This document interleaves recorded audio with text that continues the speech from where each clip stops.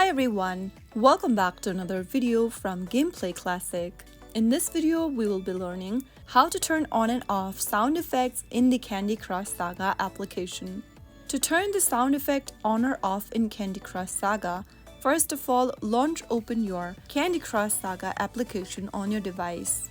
Make sure that you're logged into your account, and once logged in, tap on the gear button at the top right corner. This will open up the settings menu where you'll need to give a tap on the music note icon and the speaker icon.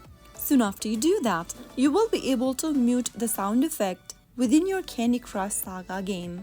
If you want to turn it on again, tap on the same two music note and speaker icon and you will be able to adjust your music and game sound. So that is how you can easily turn on and off music within your Candy Crush Saga. So that is how you will be able to turn on and off sound effects within your Candy Crush Saga application.